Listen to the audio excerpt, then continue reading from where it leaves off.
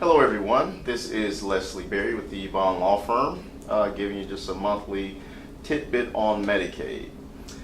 Recently here at the Bond Law Firm we mailed out our 2015 brochures, and there's some very important information, and this subject matter covers when a married person is applying for Medicaid, and it's just one going to the nursing home and one is going to be in the community.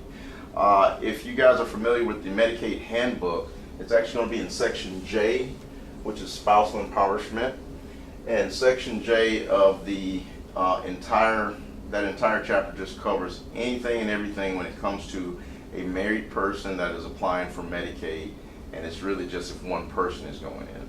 A lot of questions we get when we get married couples that come to us for a Medicaid initial. We cover the basics, and that's what I'm going to kind of just give you a synopsis on how it works. Typically, the Medicaid rules state that a person has to be under $2,000 in resource limit. And this is something that is told that the nurse facilities will tell the married individual that is still at home or their family members that you've got to be under $2,000. You do have to be under the $2,000 resource limit, but it's very different when you're a married person. You actually get a deduction called a spousal protected resource amount, and that's because a caseworker has to do what's called a spousal protected resource assessment. This assessment typically is done the month the person leaves and does not return home. So if they go to the hospital first and then to the facility, whatever month they left home and went to the hospital initially, that is the month that they do the spousal protected resource assessment on. Now, if these are handy and near you, what you can do is open, and on the inside front cover towards the bottom, it actually has that protected resource amount. There are four different values that you can actually come up with on a person.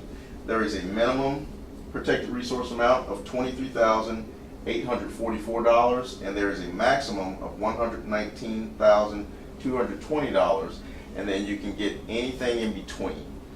These are the deductions that are given to these married couples. So if they have $25,000 in countable assets, after you subtract the $23,844, that's less than $2,000. If a person has $20,000 in countable assets, of course, if you subtract $23,000 from it, $23,844, you have a negative number, which means they're under the resource limit. So they have those, the maximum, the minimum, the maximum, and then you have anything in between. The fourth amount are people who are under a certain income limit, and in those cases, those people can exceed that maximum amount of $119,220.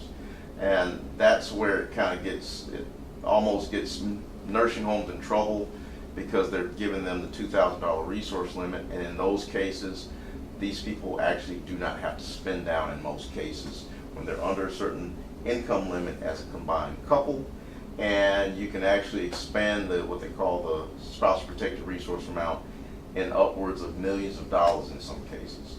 So anyone that wants further information on it, feel free to contact us here at the Bond Law Firm. I'm Leslie Berry. Our number is 281-448-4100. And you can also email me at l.berry@bondlawfirm.net. So I'm here to answer any questions. And in fact, if you guys want to inbox me with any particular questions, I can maybe relay that message to you on the next month's video. Have a good day. Bye-bye.